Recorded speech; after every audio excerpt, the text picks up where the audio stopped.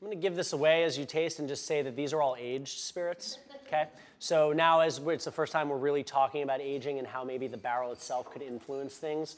When you talk about the barrel itself, you know, when you're dealing with something like cognac, for example, or Armagnac, you're not talking about a heavy charring. You're talking about more of a toasting, and it's more about the oxidation and time in barrel that really gives it its flavor. When you talk about bourbon, everyone's like, well, you know, what's the charring like? Is it char 4? You know, that's the question that people ask because, like, apparently, like, that dictates something important. Well, I guess maybe introducing things sometimes it can, and in this instance, whether or not it's bourbon might be one of them. Is there a finish being employed here? You know, is there something about the aging process, the wood, or maybe, you know, what it's being aged in that's influencing the flavor? Something like Sauterne or sherry or Madeira or, you know, whatever.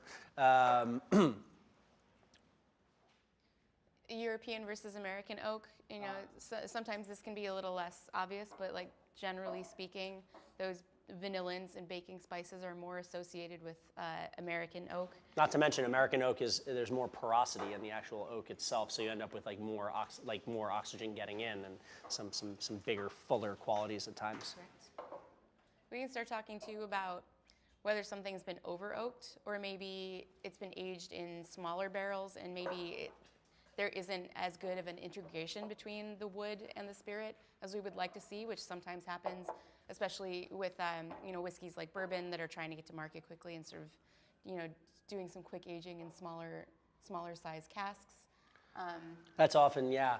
That's a thing that came up yesterday a couple of times. Like, there's a difference between, you know, something being oaked and something being aged. You know, it's like not everyone has the time everyone wants to get to market. You can start thinking about whether added coloring is playing in here as well, or you think it's actually just the cask that is influencing the color. How about that ABV?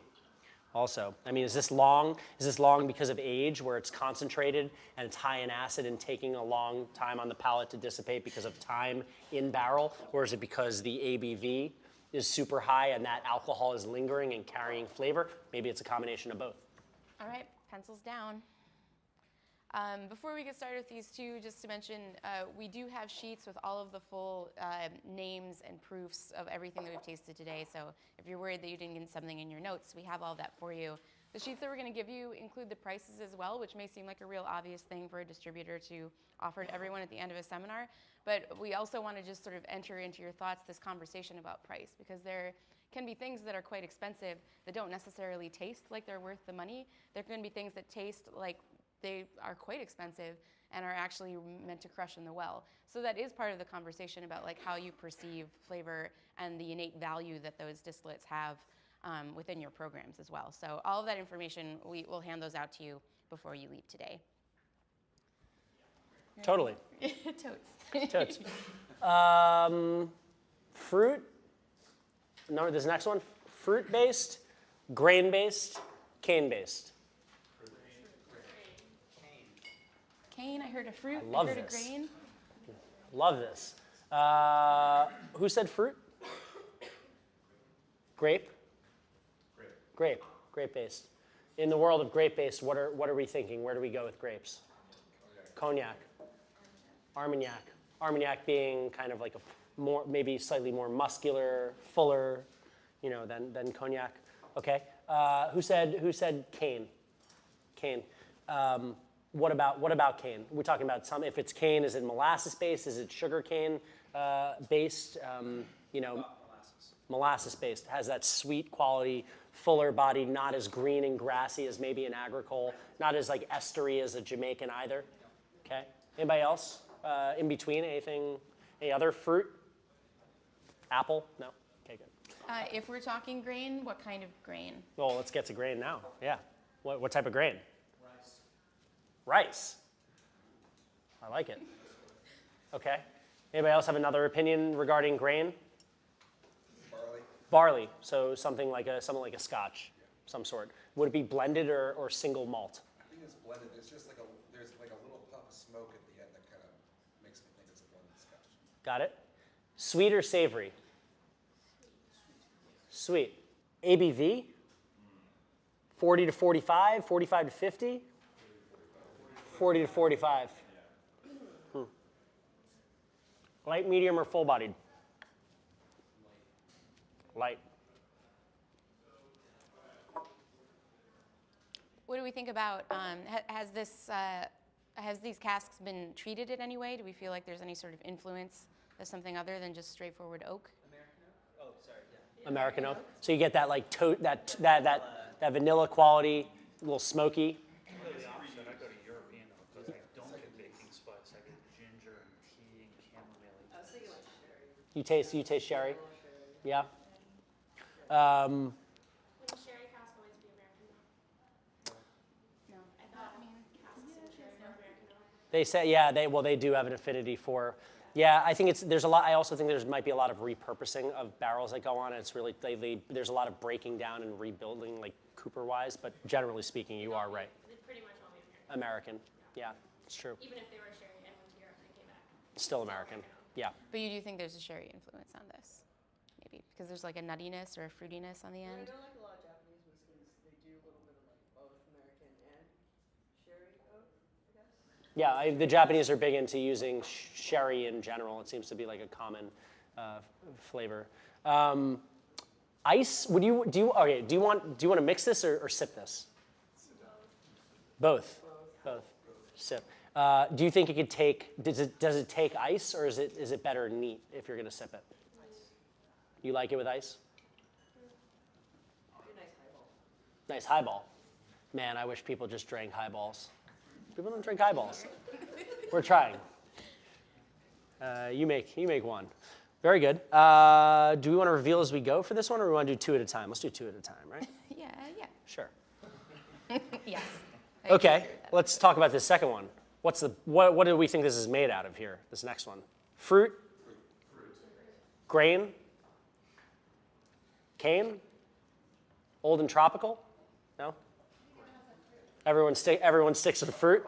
Okay. Grape. Grape-based. Pretty tasting? Less pretty tasting? Fruity. Fruity tasting? Unripe fruit. Unripe fruit or ripe fruit? Yeah. Like ripe fruit, Perfectly ripe fruit. Like if you had to identify, since we've said that this is grape-based and there's only grapes in this thing, if we had to identify fruits that it tastes like, what fruits would those be? Plums. Stone fruits. Pears. Apples and pears. So I think primary flavors when I think apples and pears. Green apple and pear, or maybe more cooked apple and pear? Mackin. There it is. Yellow. I know what that means. That's a thing. Any other fruits? Any other stone fruits you get in here? Mostly plum. Mostly red fruits we're talking here. Light, medium, or full bodied? How long do we think this has been aged for, if you had to guess? We sort of gave some easy breakdowns, like 5 years or below. Are we thinking around 10, 20 and above, 10 or less? How about the first one? 5 or less. Okay. Interesting. ABV? More or less than the first one? More than the first one. Okay. Something you want to mix? You want to mix this, or you just want to drink this? Yeah. Okay. This would also go great in a highball. That's true. Tell you what, they don't make cocktails where this comes from. It's ridiculous. Okay, let's do the thing. Let's do it. First one.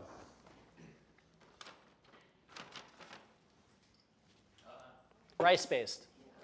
Okay, so rice-based. This is an interesting spirit in our book. This is Oishi. We have another brand we work with called Fukano that falls into this category as well. Where these are rice-based whiskeys, which we could just talk about this for a while, right? Shochu. When you talk about what is shochu? Shochu is distilled from rice. But when we talk about shochu, almost always we talk about it without age, or even if it's been aged without color. Not always. Although it doesn't have to be. We have things in our book that are under the shochu label that are aged and they do have color on them and drink quite a lot like whiskeys, actually. Yeah, exactly. It's a weird in-between category that these are falling in, for sure. Why do they call it whiskey? Seems like a marketing. Yeah, I think it partially is, and it's partially because it does really fall into limbo, especially in Japan. Like in America, how do you define whiskey? What's the definition for you? The rules, But like with new American oak, corn base percentages. that, maybe that's bourbon though, right? I mean, so like if we're being more generic and aged, right? Or not even necessarily. Not necessarily, right. So here we are. So when you talk about Japan and Japanese like whiskey, even though now you're starting to see a lot more types of grains being used, I think people associate Japanese whiskey in the past with single malt made from barley, and now we're at least what we know of it. I mean, it's been a very long history at this point, and now we're starting to see a lot of blended whiskeys coming into market and becoming quite popular both here and in Japan. Things that are not necessarily made to contemplate; they're made to just like crush in highball form, like we were just talking about highballs. So with that in mind, it kind of like falls into like this like, I don't know if it's whiskey, maybe it's shochu, but when we talk about shochu mostly in Japan, it's typically unaged, especially like the export market is a lot of unaged stuff. But in America, it's this very kind of broad category, and ultimately, when you taste this, one of the things I really love about it is that it both has this ricey, it does have you call it rice because it has a ricey note to it that other whiskeys obviously don't because they don't have rice in them. But it expands on the palate and does kind of feel like whiskey, like a light whiskey that is somewhere in between 5 to 10 years old, even though there's stuff in here that is older, over 20 years old. It's a blend, and they don't give us, it's a non-age statement, they won't tell us, but it's roughly around 10 years old at this point. Sherry cask. They don't say exactly where or what sherry cask. I think it's Oloroso sherry. Yeah, they mention Oloroso. They're not telling where, of course. First and second fill. Right. So, Yeah. varying influence. Single distilled, bottled at cask strength. So they use a stainless steel still. So rice as a grain has the ability to hit the highest degree of alcohol during fermentation out of any grain. I mean, there are sakes that push 20% alcohol naturally through fermentation without having to add any enzymatic anything to them. They do use koji with this. And not only that, it doesn't throw all of like the ethanol and methanol, a lot of like of other like kind of like impurity, the other alcohols that a lot of other ferments do. So they don't have to do a double distillation. They do a single distillation on here on a stainless steel column, not pot, on a stainless steel column, and then it's bottled at proof, which is like 42.5% alcohol. They make a point also of saying that they're not chill filtering or anything like that, which is something we can talk about as we're going through this flight especially. They're only doing a very light filtration for rice particulate, but nothing that's meant to take away any of those fatty bits of tastiness. They also do an unaged, or no, I'm sorry, that's not what I meant. They also do a brandy aged, where it's actually former cognac barrels that we sell when it comes to like how we sell these things. We sell more of the sherry because I think that sherry does add a little bit more fat, some savory element to it, kind of helps expand on the palate. I love the brandy one as much or more because it really is a little bit more transparent in the way it drinks, and it has this pretty top note that just doesn't exist in other aged distillates like it. So it's pretty rad. Same price as well. Ready for number 2? I sure am. I love this number 2 so hard. What's the name on the product? Oishi. Oishi. O-H-I-S-H-I. They're a former sake and shochu house that just started laying down barrels many years ago, and they have lots of old stocks, and we always have like some sherry and some brandy cask in stock all the time. This next one is cognac. Good work, y'all. Grape based. The grape here is Uni Blanc, right? So that's the same as Trebbiano in Italy. I mean, there's lots of Trebbianos in Italy. Yeah, right. High acid, low sugar, pretty innocuous, honestly. Really good for distillation. When you talk about what is good for distillation, the answer is some things that like don't have a ton of character on their own. Except for there are some grappas that I've tasted that are like really pretty distillates. But cognac is all about time. And when you talk about like the most prestigious terroirs within cognac, you're talking about Grand Champagne and Petit Champagne, right? And what differentiates these two, if you were in an airplane looking down over this region of cognac, you notice in Grand and Petit Champagne a heavy concentration of chalk and limestone soils, just like in the wine region of Champagne. These used to be underwater. These are calcareous soils from the decomposition of marine life over all the years. And what that leads to is a highly acidic grape that takes a long time to age. This is from Petit Champagne. Honestly, if I were to pour the foremost expert Petit and Grand Champagne side by side, you would not be able to tell the difference. These guys have I think people in Petit Champagne have a little bit of a complex over it, where they're like, right over there, you see that bridge there? I could throw a baseball. That's Grand Champagne. So it's like basically the same thing, which everyone would argue that that's true. This is almost the same thing. This is Jacques Estève. This is the youngest stuff he makes. The stuff is in between 15 and 20 years old at this point. This is his hors-d'âge, which really denotes it's like 12 years and up. And usually people associate hors-d'âge with both cognac and Armagnac, sometimes with Calvados as well. It kind of just helps them gauge that this is well aged, and usually there's a certain price tag associated with it. But 12 years or more, and this is even older. And this guy has stuff that is super old. And even here, I mean, you're starting to get into some of these not primary anymore, not green apple and pear and just mineral and kind of lean. This is pretty luscious, right? Pretty fruity. Something that would make a beautiful Sazerac or a beautiful old fashioned or a beautiful, whatever it is, sidecar, or maybe some more like traditional these days. Cognac cocktails. People make cognac cocktails? Medium. Not so much? Medium amounts. Tell you where they don't make cognac cocktails, in Cognac. Tell you where they don't drink French spirits, in France. Not really, like a little bit. But they drink more vodka and whiskey these days, it seems like. And the two cocktails that I can think of that come from cognac, one of them is a cognac and Schweppes tonic by name. And then the other one is called a Summit, which is a really poorly constructed cognac ginger smash, sort of. It's pretty unbalanced. It's developed by an American. Good for that guy. Nice, easy 40% on the Jacques 40%, but I think it drinks, right? I think maybe it drinks, drinks hotter in a good way. It was 42.3 on the Oishi, so pretty close, but the Yeah. Oishi was a little bit hotter. Yeah.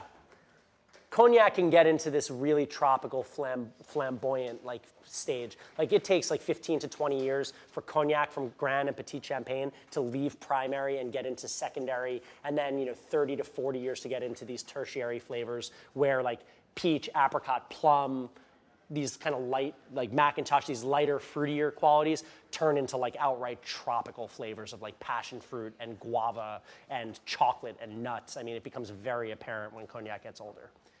Okay, number 3. What do we think this is made of? Rye. Grain. Grain, but rye you think heavy specifically. on the rye? Got that grassy kind of spicy thing. Anybody else? Any other types of grain or fruit or corn? Just because it's the elephant in the room, what do we think about proof on this one? Above 45. Above 50? Possibly above 50. Fruity or not fruity? If you have anything left to taste. Pretty fruity, right? Yeah, I wondered about the cask. Tropical. Say again? I wondered about the cask if there was a... Like a finish of some sort on it. Smoky or not smoky? Not overly smoky? Little smoke. Band-aidy. Band-aidy. Light, medium, full body? Full-bodied. Full-bodied. Takes ice or no ice? Could take some ice. You want to mix with it? You want to sip it? Yeah. It would make a banging old-fashioned, for sure. Cool. Banging. I can't wait to read you the tasting notes from this producer of what this tastes like. It's going to be awesome. Are we doing these side by side? Yeah, I think so. Why don't we do them side by side? All right, so let's launch into number 4. Base, grain, cane, fruit. Grain. Similar, same as the first one that you just, or the last one we just tasted? I thought drier. Drier. So maybe not corn, maybe rye. Rye. Smoke, no smoke? Barley. Barley. It's got, you could feel the maltiness of it. Yeah, malty, and then it like drops into these other like chocolate and hay, and it's pretty fruity though. I mean, it's like, I find it to be fruity also. ABV? 43, love that. Pleased to hear you say that. How about age? Older or younger than the one before it? Older than the one before it. The one before it, if you were to guess how old the one before it was. And we said the cognac was 15 years old, thereabouts. What do we think the next one, or the second to last one was? 4 years. 6 years, 4 years? Say again? Yeah, 5 to 10. Confusing. It could be 2 barrels on that third one. Yeah? Why do you say that? What is it that makes you think that? At the end, it finishes just with that linear nuttiness, which I go to sherry cask with as what it's not, what it is. But that's just a box I check. So you think you're getting the influence from like the flavor profiles in general, or like coming from 2 different places that are maybe coming together? The color, is that the sherry cask or is that the American oak cask that gives it that spiciness? Cool. And the last one, age? 10, 12. 10, 12. So a little bit older than the one before it, right? Slightly. Okay. And we said the ABV is something similar to the one before it, or we said, what did we say? Lower than the one before it. Do you have a guess on category for number 3? Bourbon? What about number 4? Scotch.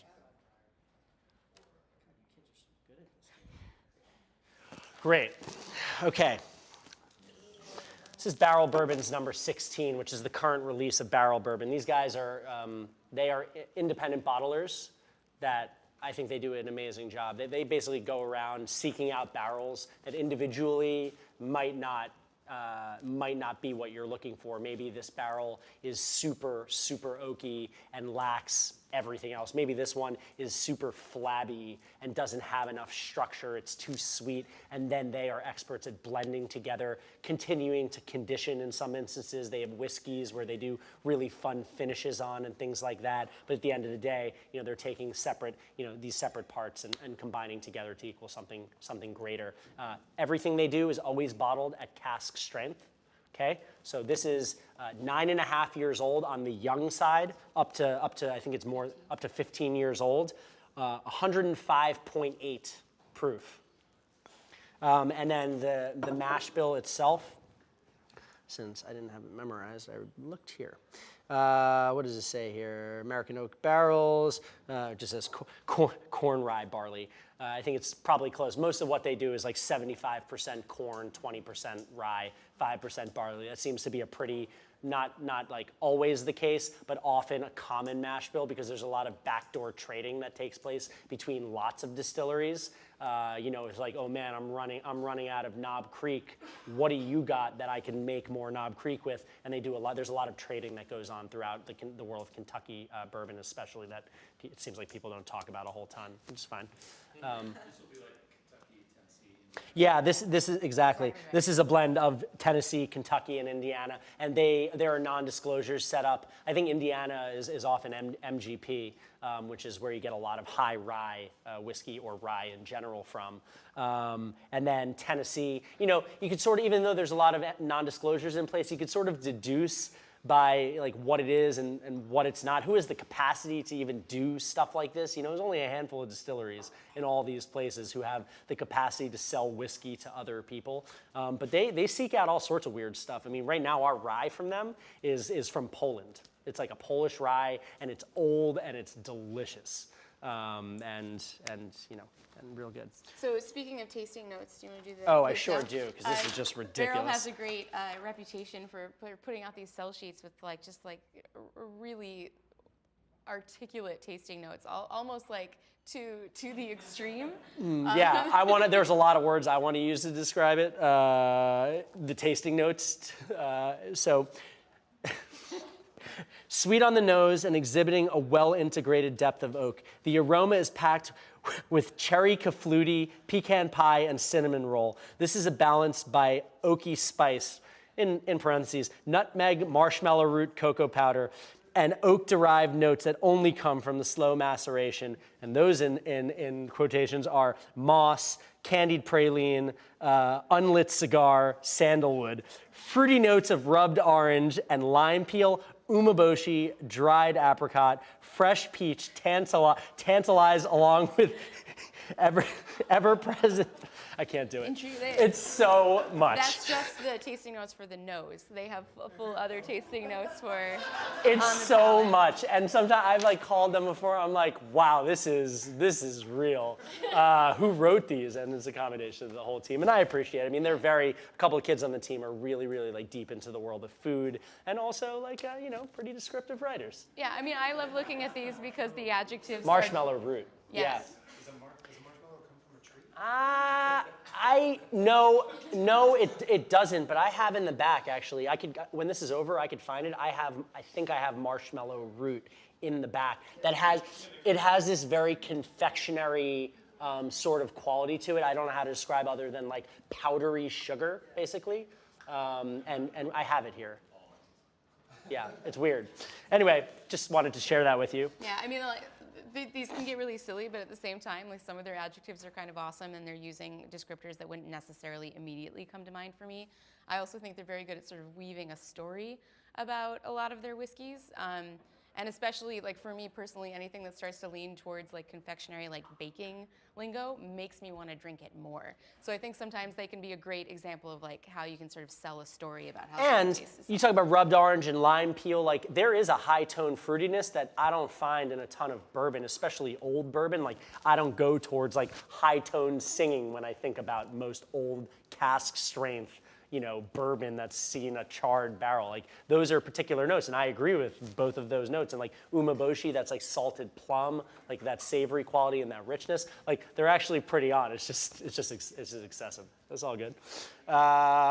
Cool. This last one is an independently bottled Scotch from a producer called Chapter 7 that I think is like one of the unsung awesome spirits in this book. This is a single malt. This is from a producer called Ben Nevis is the distillery. This is 19 years old. But there is a 20-year-old barrel in here as well. 19 to 20-year-old.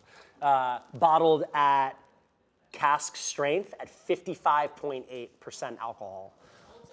Right? Holds it really, really well. And it really, like the flavor arc on this thing is super beautiful. Like starts off malty and then just expands and expands and expands and gets really long. It's a Swiss company. It's the only stuff we get from them. We work with a lot of independently bottled Scotch producers.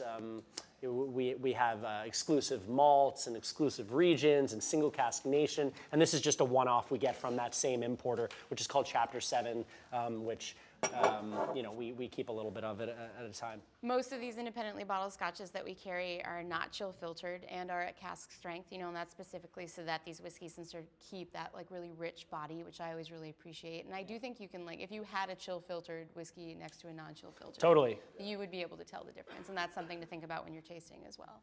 And just because to be clear about chill filtration, 46% alcohol seems to be from what everyone says is like the threshold. If it's above 46%, you don't have the need to chill filter. But when you're dealing with like larger scale and like you need for consistency, and it's like say 40 to 45%, in order to make sure that your spirit stays stable and doesn't get cloudy through temperature fluctuations and different handling of the spirit, that's why they go ahead and chill filter. They bring it down, the oils coagulate, bring it down temperature, oils coagulate, fat coagulates, they pull it off, and what you're left with is a chill filtered spirit. Which is not bad. No, by all means, you do you. Do you? Does a regional designation apply to this? To the Scotch? Yeah. To Ben, in terms of Ben Nevis, they don't apply. It doesn't apply. It doesn't say it on here. It doesn't say it on here or anything. It doesn't say like Highland or Isla or something like this. We have some other things, like we have a brand called Exclusive Regions that focuses specifically on the actual region itself. But Which no, would also be a fun blind tasting. We should do this again. very good. Maybe we will. Does anyone have any other questions right now while we're still here and got a few minutes? You guys feeling good? Feel we learned something about something, right? It's a hard game. You know, it's something that is like, I don't think. Some people are just excellent at blind tasting, and other people suck at blind tasting. It's a really hard game to do, especially at higher proof. If you don't do it often. But I think it's really important to be able to think critically and just think outside the box. You know, we're so often swayed by things around us. And this allows you to kind of think outside of the box and maybe find some inspiration that otherwise would have stayed hidden. And comparative tasting for me always helps my recall as well. Like if I taste something just on its own, sometimes it's harder for me to remember what it is that I gleaned from that tasting versus like having a bourbon and a scotch next to each other, or a rice-based distillate next to a grape-based distillate. And those comparative tastings can also help me relay that information to somebody else. Thanks, guys. Thanks for coming out on the early side of things and for bearing with us.